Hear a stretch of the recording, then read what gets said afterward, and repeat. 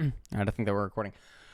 Everyone, it's Alice, and this is the 12.17 patch preview. And normally, again, if you guys are unfamiliar that I started doing these, I think I started it like this year. It's because the previews often end up being very similar to the patches, but not entirely. And so that is what we are going to go off of. Also, I think that I made a comment on Patreon, I believe, that now I'm just going to start crafting the original changes to the tier list based off of the 12.17 changes, and then, or like the previews, and then depending on what actually ships with the patch, I'll just modify it. That way I can just make everything go a lot smoother instead of having to wait like 4 to 5 days for graphics and stuff after patch notes end up coming out, and then having discussions with people. So, okay, Misfortune, we'll end up looking at this. Actually, I guess we'll just look at it right now. So this is Misfortune. Max and Q, making Q max and crit a bit less unfortunate. Nice. Q double up, physical damage 20 to 100 plus 100% base total AD, to plus 35% AP to 20 to 120. So the base is actually increased, and the AP ratio and everything is the same. Cast time 0.25 seconds to matches basic attack timer. Okay, that's fine. So just a base buff to Misfortune, that's totally fine. Strut W, mana cost 45 to 35. Okay, attack speed 40 to 100%, to 50 to 110%. All of these things are obviously very, very nice buffs for all variations of Misfortune. Make It Rain cooldown 18 to 10 to 18 to 14. So the Make It Rain is actually going up.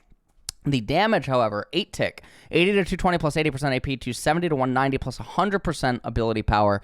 So now when you have Leandries or something, Leandries, Dark Seal, things of this nature, it's just going to be a lot better. With the base damage being added to double up and now the AP ratio increase on the Make It Rain. Also, if you go AP versus if you go Lethality or Crit or something, you get more access to Ability Haste, which is going to make this balance out.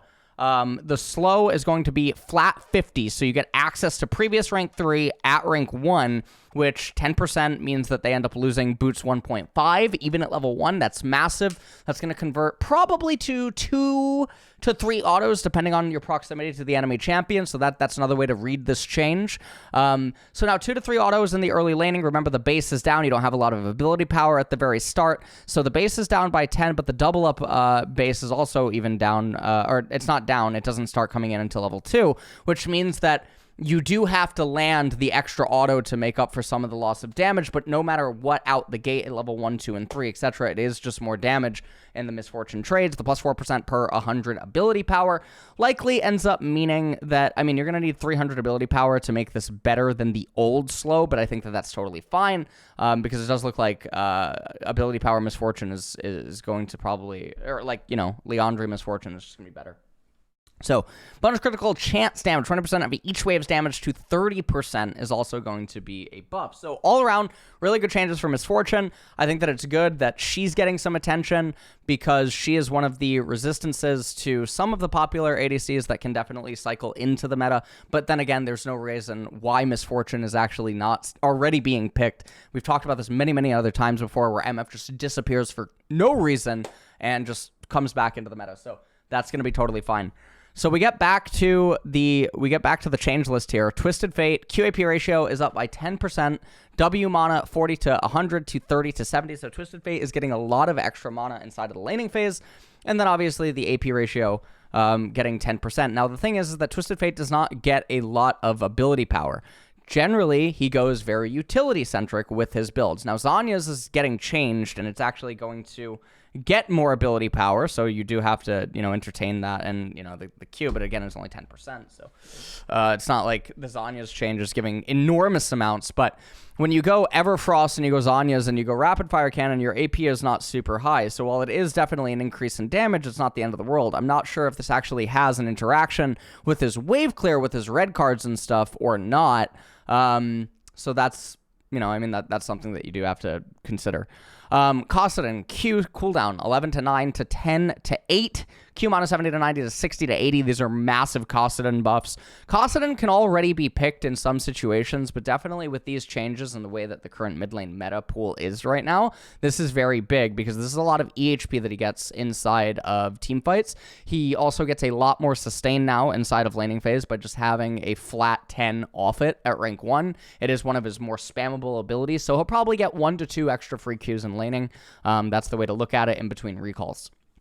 Rel, W dismount speed 250 MS to 280, E cooldown 18 to 111 to just a flat 15 seconds, so it has more uptime on it, obviously, early on. All around, yeah, I would say that these are good changes for Rel. Graves, R damage 250 to 550 to 275 to 575, Q cooldown 12 to 8 to 13 to 7. Q is obviously the ability that you max first. I'm curious what the rank 3 interaction is on it, but looking at this, I would just imagine that you don't get benefit until rank 4 or 5. But no matter what, even the rank, even the increased base damage on the rank 1 is very valuable because if Graves is doing the lethality Graves build, the Jim Raynor, whatever you want to call it, then obviously this is pretty good. It is a good chunk of damage that's added in, and people have forgotten that Graves has that option available. Nocturne attack speed ratio 0.668 to 0.721. Passive cooldown 14 to 13 seconds. These are all really good buffs as well, but the problem is that a lot of people that pick Nocturne, they build him tank, and it doesn't make any sense when you consider the buff that was given to the Dusk Trail. I don't know the name of it off the top of my head, but no matter what, it is still just very nice buffs for Nocturne. Ezreal, E cooldown 28 to 16 seconds to 26 to 14 seconds. This was a change that all Ezreal players around the world were just able to play around when it first ended up happening as a means to nerf Ezreal. They're trying to give Ezreal something to come back into the meta to make him feel just a little bit more safe. But with Misfortune and Senna and, Sivir and all these other champions existing, Ezreal's going to probably need more than this, although he can be picked in some instances. Camille, passive HP shield 17 to 20%, E bonus AD ratio 75% to 90%. The real big one is obviously the E bonus AD ratio, getting the 15%. The passive HP shield 17 to 20%. It's very rare that the entirety of Camille's shield gets actually chewed through, so I would say that this is more of a placebo than the E bonus AD ratio is, which obviously very good timing for Worlds. Camille's obviously a nice champion to watch. Set WAD ratio 20% per 100% bonus AD to 25% per 100 bonus AD. E slow 50 to 70%. So the WAD ratio going up by 5%. Set doesn't get enormous amounts of AD. Typically, he builds like 2-ish AD items, and then from there, it often ends up being full tank. This doesn't really do anything for support set. It doesn't do anything for full tank jungle set, full tank top set, etc. This is primarily only a buff to like the Superman punch set, and then the E-Slow is going up by, well, E-Slow is stealing tier 2 boots off you. So that's that is a very big support set buff. Nami, Electrocute, E only counts as 1 damage instance. That is definitely a very big nerf to Nami. Lucian's obviously not on this list, but Lucian often will not be seen without his wife in most cases. Sometimes you'll have like the Lulu and whatnot, but obviously Lucian Nami is the combo. I mean, it is always a tragedy to see it picked in most cases. If anyone's followed my Twitter, you guys will have known that I had several conversations about Lucian Nami in the last couple of days. Taric, base armor, base MR, 32 to 28, E cooldown 15 to 11 to 16 to 12. These are nerfs to Taric. Obviously, inside a jungle, he's still going to be fine.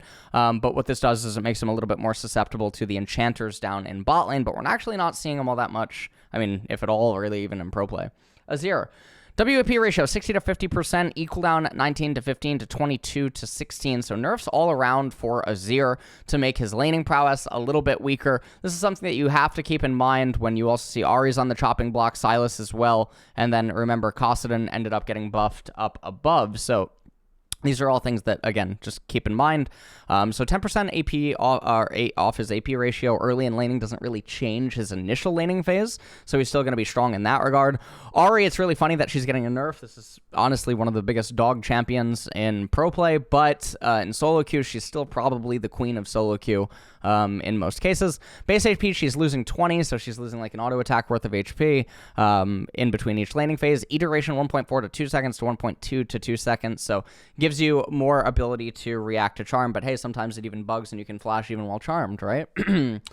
But anyways, Sylas, base HP is 595 to 595. Cool. Yeah, I can definitely see the nerf here.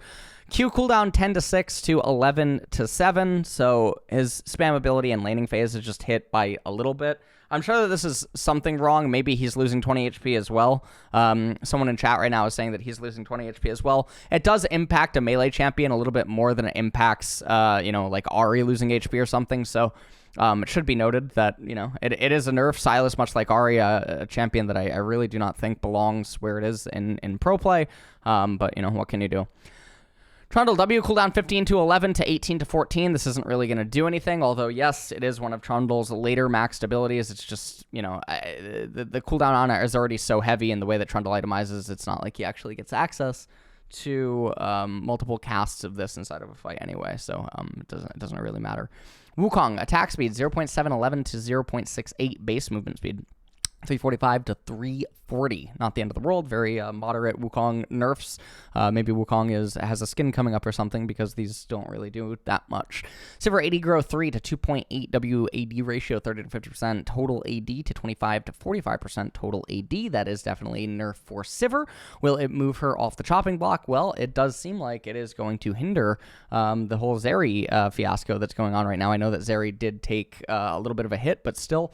Sivir still going to be in a fine position, even with these changes. I don't think, again, it's the end of the world. It's not why you're picking Sivir.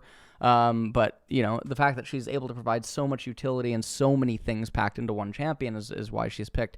Renekton Q damage, 65 to 205 plus 80% bonus AD, 60 to 180 plus 100% bonus AD. So there's obviously a breakpoint here where, you need 350, right?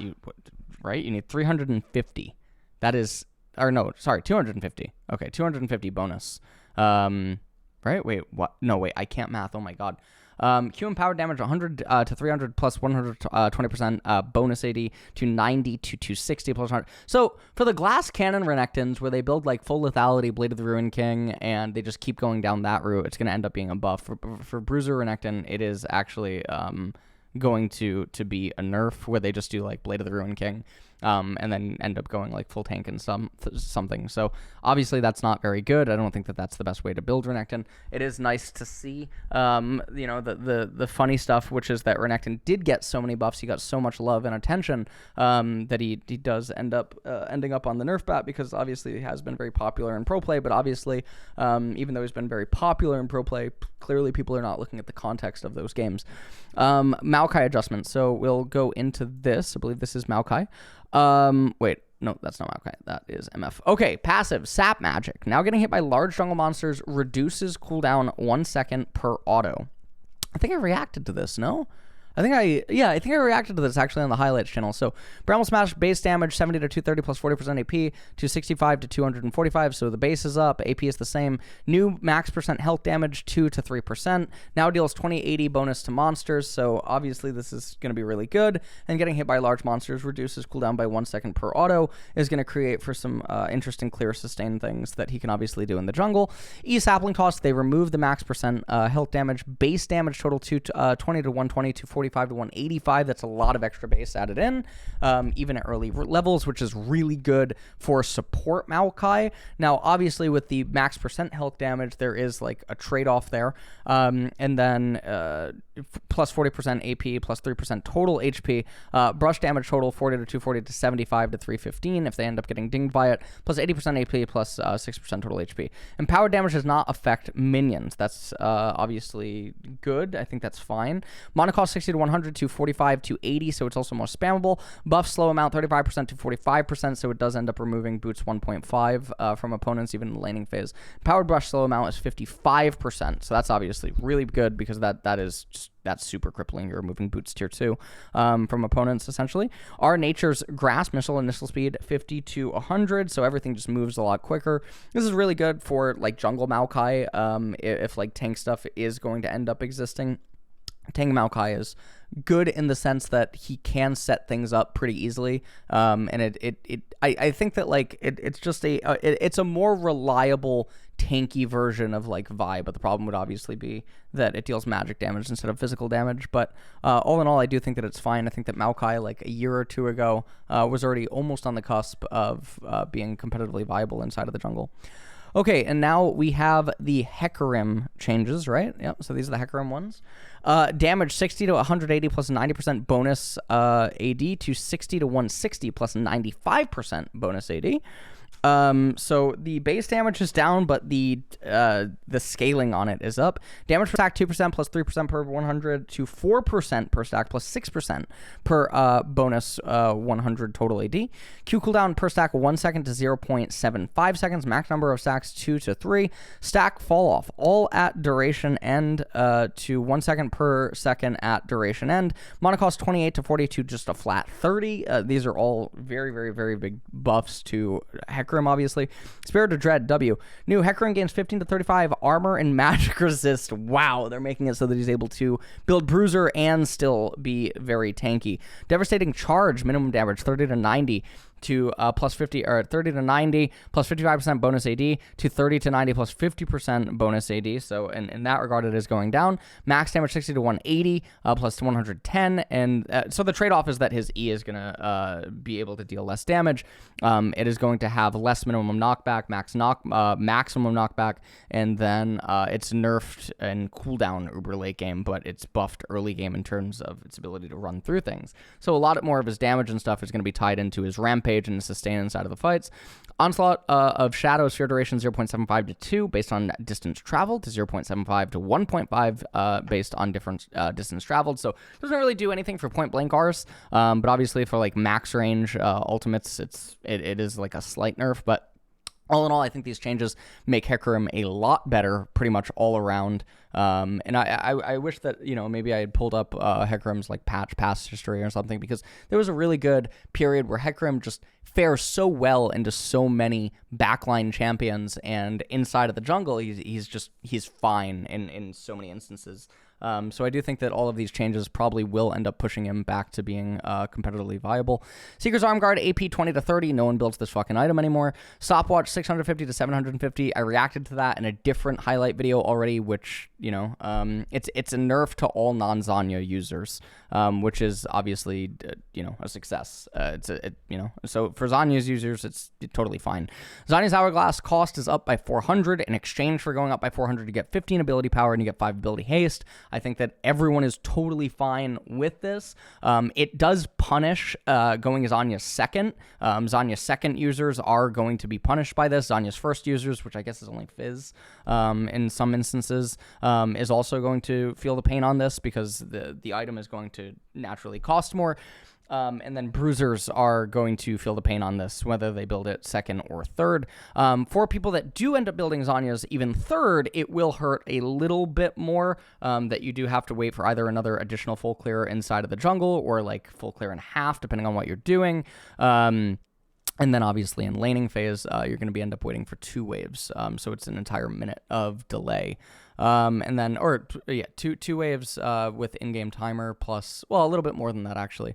And then Guardian Angel, 2,800 to 3,000, and then AD is going up by 5. So 200 extra gold costs in order to have 5 additional AD. Guardian Angel is one of the worst items in the game, I think, to be honest. It's more of a stifling item. It's a suffocation item, more than it is actually like a true defensive item. It's like an offensive defensive item in the sense that you build it when you're so far ahead and you have so many luxuries around you, or so many enchantments, or all these other things, that it's impractical for them to be able to kill you. But if they were to gun for it, with that being their sole prerogative, it now dissuades them from being able to do that. If you have like a death ball comp and you're going to be able to res. So that is it for all of the changes. 12.17 does have a lot of sizable changes, but I believe that 12.18 or 12.19 is the official Worlds patch. So it's nice to finally see Riot is making a good patch again, because the last few have really been Resident Sleeper, and I was genuinely worried that we are just we're going in a bad direction. But this